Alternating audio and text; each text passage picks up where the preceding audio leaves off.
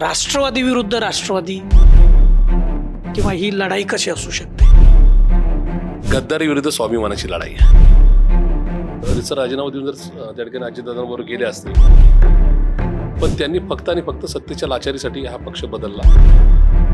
परंतु चित्र स्पष्ट आहे, राष्ट्रवादी विरुद्ध राष्ट्रवादी अशी लढत हडपसरमध्ये, ज्याची कदाचित खरं तर कोणी कल्पनाही केली नसेल, परंतु आज ते होत आहे. इथं हडपसरचा जर विचार केला तर इथं उद्धव बाळासाहेब ठाकरे म्हणजे शिवसेनेचं सुद्धा अस्तित्व चांगलं आहे. त्यांचाही आमदार पाठीमागं होता, काँग्रेसचे आमदार याच भागातून होते. त्यामुळे ही सगळी राजकीय समीकरणं बघता आणि आता राष्ट्रवादी विरुद्ध पुन्हा राष्ट्रवादी, भाजपचा या ठिकाणी आता आमदार नसणार आहे, भाजपसोबत राष्ट्रवादीचा एक गट म्हणजे अजित पवारांचा गट आहे आणि ते तुमच्या प्रतिस्पर्धी असणार आहे. तुम्हाला ही काय परिस्थिती असणार आहे, याच्यामध्ये तुम्हाला कुठं लीड मिळू शकतं किंवा ही लढाई कशी असू शकते? नाही, मुळात ही राष्ट्रवादी विरुद्ध राष्ट्रवादी लढाईच नाही, ही गद्दारी विरुद्ध स्वाभिमानाची लढाई आहे. ज्यांनी पवारसाहेबांचा फोटो लावून पवारसाहेबांनी जन्माला घातलेल्या पक्षाचं नाव आणि चिन्ह घेऊन निवडणूक लढवली, लोकांनी त्यांना मतदान नाही केलं. त्यांनी राष्ट्रवादी काँग्रेस पार्टी हा शरद पवार साहेबांचा जन्म घातलेला पक्ष आहे, त्याचं त्यावेळेस चिन्ह जे होतं त्याच्यावर मतदान करून यांना विधानसभेत पोहोचवलं.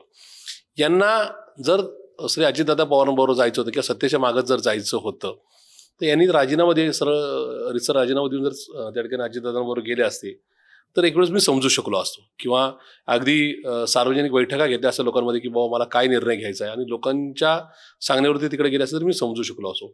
किंवा ते तिकडे गेल्यानंतर मतदारसंघाचा काहीतरी आमूलाग्र बदल झालाय, खूप मतदारसंघाला काहीतरी मिळाले असं काहीतरी चित्र असतं तरी मी समजू शकलो असो. पण त्यांनी फक्त आणि फक्त सत्तेच्या लाचारीसाठी हा पक्ष बदलला किंवा पवारसाहेबांची साथ सोडली. त्याच्यामुळं ही राष्ट्रवादी विरुद्ध राष्ट्रवादी लढाई नाही, आमची ती कोर्टात केस चालू आहे. खरी राष्ट्रवादी कोणी त्याचा निकाल सुद्धा विधानसभेच्या जनतेच्या दरबारात त्या किंवा जनतेच्या न्यायालयाच्या निकालातून लागल्यानंतर ते कोर्ट सुद्धा देईल याची मला खात्री आहे. पण त्याच्यामुळं ही लढाई ज्या चेतन तुपेंना पवारसाहेबांनी खूप विश्वासाने आपला उमेदवार म्हणून जाहीर केला, त्यांच्यासाठी कष्ट घेतले, त्यांना निवडून आणलं, त्याच्यानंतर ते पवारसाहेबांना वयाच्या 83 वयामध्ये एका संघर्षाच्या काळामध्ये सोडून गेले. ते हडपसरच्या जनतेला भावलेलं नाही. हडपसर विधानसभा मतदारसंघामध्ये देशातल्या सगळ्या राज्यांमध्ये आणि महाराष्ट्रातल्या सगळ्या जिल्ह्यांमध्ये लोक राहतात. हा मतदारसंघ एकमेव मतदारसंघ असा आहे की याच्यामध्ये 54% अधिक नाही का ही लोक वेगवेगळ्या राज्यातली आणि जिल्ह्यांमधली आहेत. याचाच अर्थ ती नाही का या राज्याचा आणि देशाचा अस्मिता बाळगणारी नाही का मंडळी आहेत.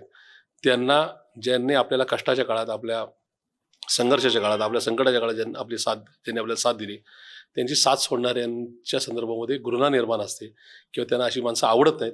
पण मला खात्री आहे की ही निवडणूक गद्दारी विरुद्ध स्वाभिमान अशाच नाही का स्टेजवर जाईल आणि अशाच शेवटच्या शीर्षावर किंवा शेवटच्या टॅगलाईनवर ही निवडणूक मतदानातून निकालापर्यंत पोहोचेल.